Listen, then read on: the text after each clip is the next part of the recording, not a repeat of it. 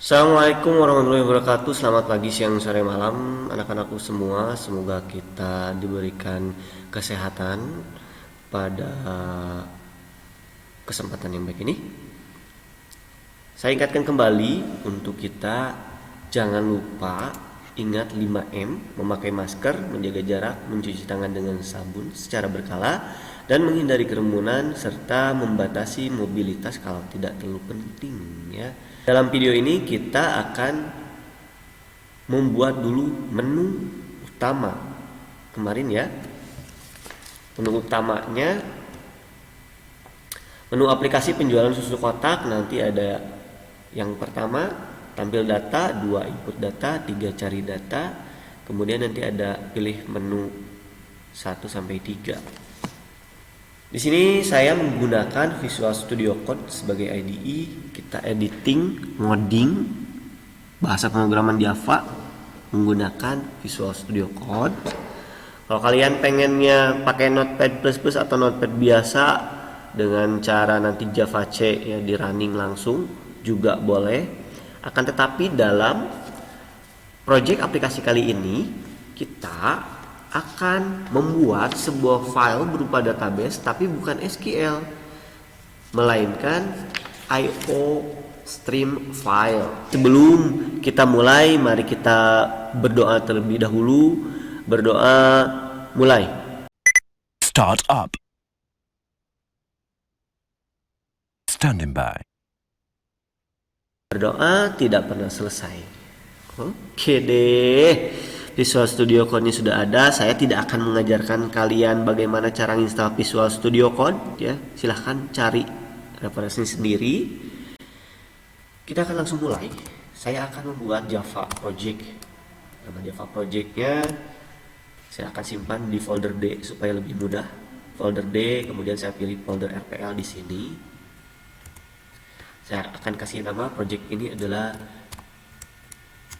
PIC project.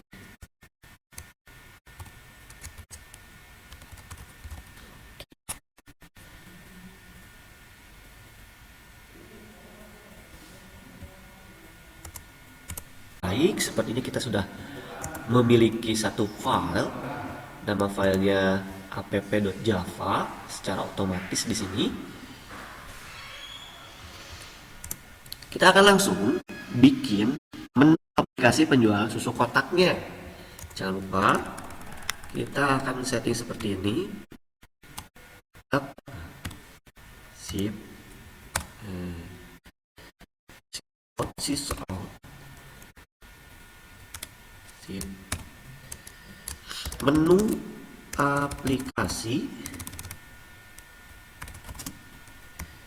penjualan susu kotak. Oh iya, kita copy saja supaya barisnya sama. Oke, kita sejajarkan dulu ya, kayak gini. Kita copy di sini, paste. Kemudian kita akan bikin menunya di sini. Sysout.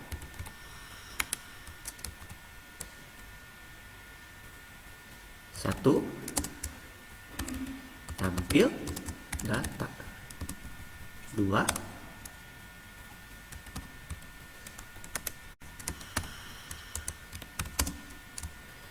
input data. 3,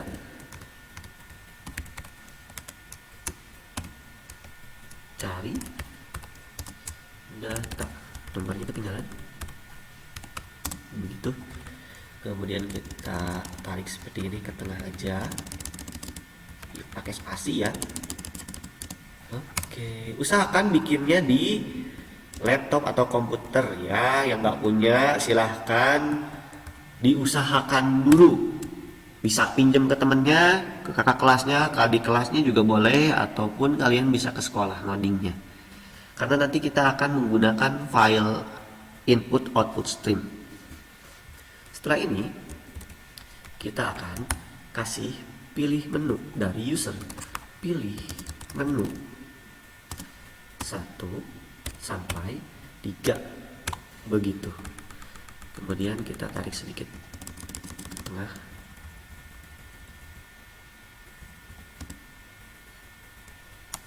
Gitu. Yeay. Kita coba run.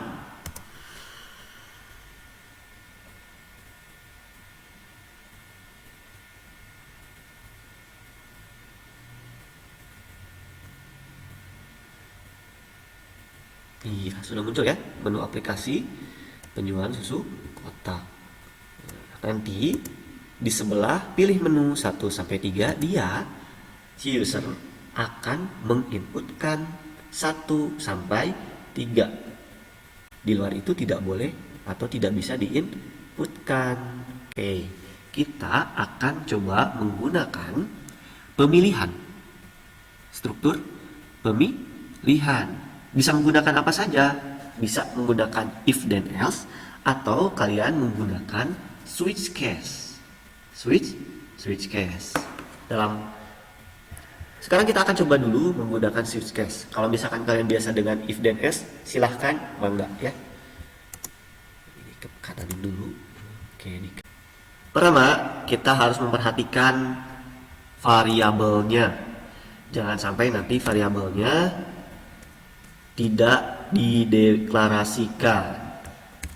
Saya akan bikin di sini scanner Java util cmd input. Nah, nanti yang akan input ke cmd scanner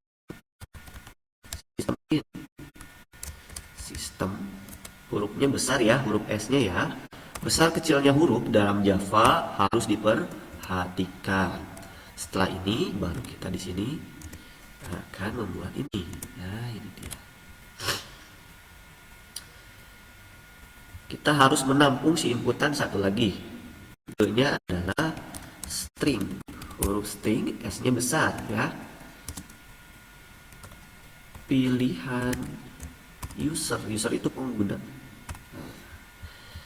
Variabel pilihan user, variabel cmd input. Kalau cmd input dia akan menampung inputan dari cmd si user, si pilihan user ini. Sekarang kita panggil pilihan user sama dengan cmd input dot next. Kalau next line dia string enter.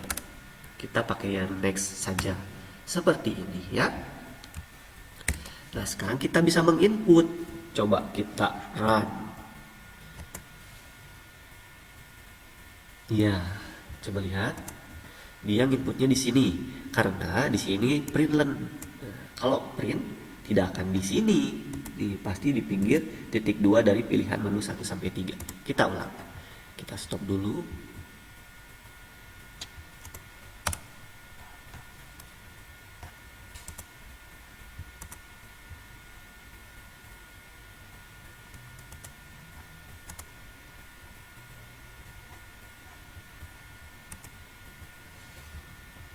Println-nya kita hapus jadi print sip. Nah, coba lihat si kursornya sekarang ada di sini. Kemudian kita pilih 1. Jika 1 dia akan menampilkan data. Nah, karena belum menggunakan if then else atau switch case, maka kita harus membuat struktur pemilihan terlebih dahulu. Saya tulis di sini struktur pemilihan. Saya menggunakan switch case ya. Di sini switch langsung enggak. Nah, enaknya pakai Visual Studio begitu. Pilihan user gitu. Case-nya, si isi darinya. Kalau misalkan kasusnya 1, nah seperti itu, akan apa? Misalkan akan menampilkan data di sini. Saya akan copy aja. Nah, di sini misalkan tampil data. Oke, kita buat agak tengah sedikit. Sini ya. Nah, selanjutnya apalagi break itu dia akan menghentikan sesaat. Kalau case-nya adalah 2, agak kesini sedikit. Nah, biar sejajar deh ya. Kalau case-nya 2 gitu, apa yang akan dilakukan? Dia akan input data. Sip ya. Belum kita coba sebentar. Selanjutnya yang terakhir adalah cari data, sama seperti tadi. Nah, kita ambil aja ininya ya. Pinggir sini kita paste. Kita rapiin sedikit. 3 gitu. Perhatikan di japa titik koma dan titik 2 dan besar kecilnya huruf. Ini adalah cari data. Lupa ya, cari data. Oke. Apa yang defaultnya? Defaultnya kasih aja dia kalau error nanti seperti apa. Saya kasih sistem error, sysr. Itu nanti kalau misalkan di lain dia memilih 1, 2, 3, di lain itu misalkan 4 atau dan lain sebagainya, dia kasih inputan seperti ini. Input Anda tidak ditemukan. Oke, tambahan seperti ini. Ini adalah garis baru. Silahkan pilih 1 sampai 3. Selesai di situ dulu. Saya ganti tadi app, saya rename menjadi main. Kita lanjut ya. Setelah di run, lihat, kita akan pilih salah satu. Ini dia. Kalau 1 dia tampil data, 2 input data, 3 cari data, dan di luar 1 sampai 3 dia akan input Anda tidak ditemukan. Silahkan pilih 1 sampai 3. Kita coba di sini 1. Oke. Tampil data dia langsung close. Oke, kita jalani lagi.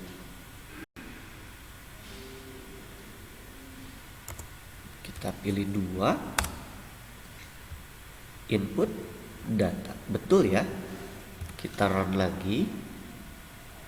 Kita pilih 3, maka cari data. Mudah sampai sini. Tapi bagaimana caranya supaya kita kalau misalkan salah tadi nggak nge-run lagi, tapi langsung ke melanjutkan. Gini caranya. Kita deklarasikan variabel lagi bertipe data boolean seperti ini. Boolean, misalkan di sininya is next atau ini. Oke, true.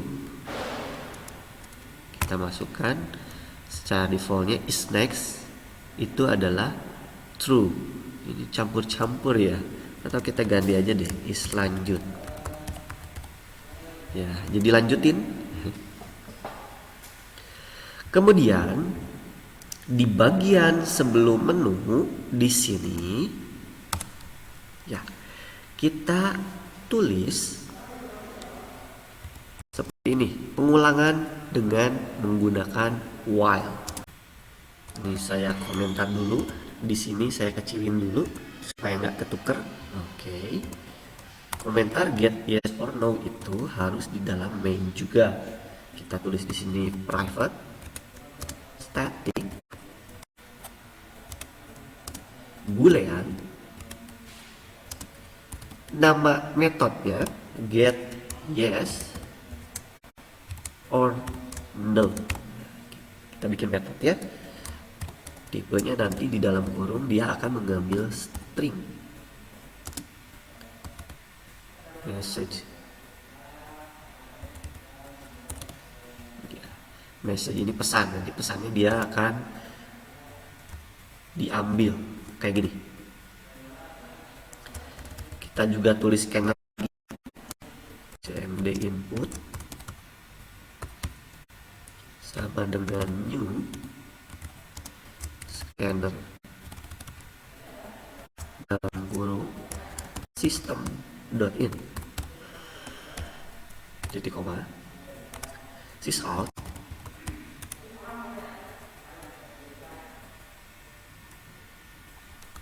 Kita print aja ya, jangan println. Sini kita tambahin enter aja gitu, enter plus message gitu, pesannya apa, tambah juga ini yes or no. Dan yang kurang sedikit pesannya apa, string, pilihan user. Adakah pilihan user?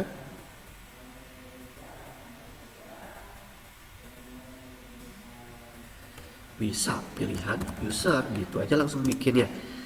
Jadi kita langsung panggil tipe datanya, dilengkapi dengan variabelnya, dilanjutkan dengan cmd input scannernya dot next ini titik koma.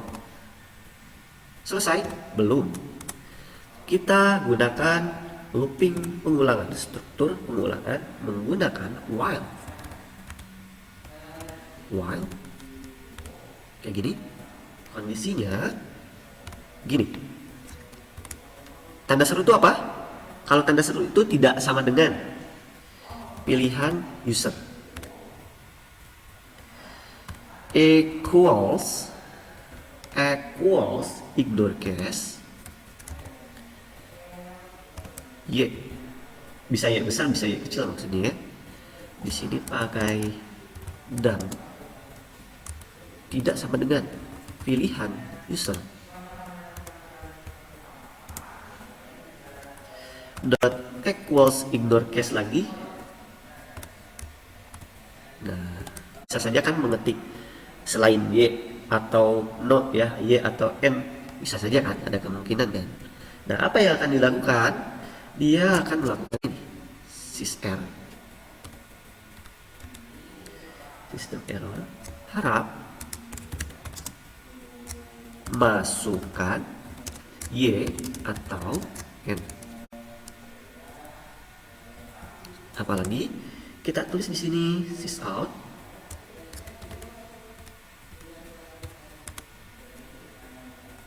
kita kasih print aja kutip 2, kita kasih enter, sama mirip seperti yang atas, kita copy aja ya gini nih.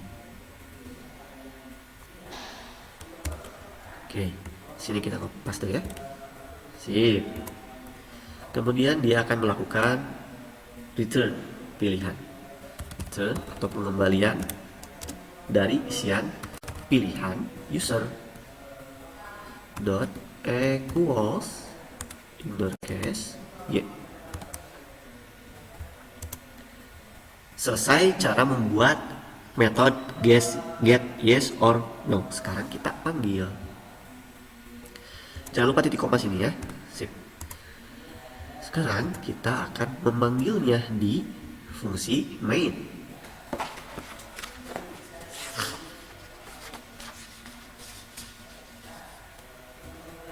Di mana dipanggilnya? Nah, inilah. Saya hapus dulu ya. Dipanggilnya di default dia di sini. Nah, di bawahnya di sini ada is, lanjutkan boolean sama dengan get yes or no. Kita tulis aja pesannya di sini, apakah Anda ingin melanjutkan tanda tanya. Jangan lupa titik koma sini. Oke, kita kasih kurung kurawal tutup karena di atas kita akan membuat while yang tadi. Ini dia, kita hapus while nya, jadinya seperti itu. Kita while nya kepinggirin, supaya kurung tutupnya sama. Oke deh. Sekarang kita save dulu, terus kita coba ya. Bismillah. Duplikat variabel user pilihan. Oke, jadi tidak boleh pilihan usernya ada banyak. Kita hapus aja di yang tadi di get yes or no. Kita kasih pilihan aja deh. Pilihan. Ini juga pilihan. Ini dan ini juga pilihan. Sip, apakah masih error? Kita stop dulu. Kita jalankan. Oh, ini nggak usah pakai gitu, dihapus lagi ya. Coba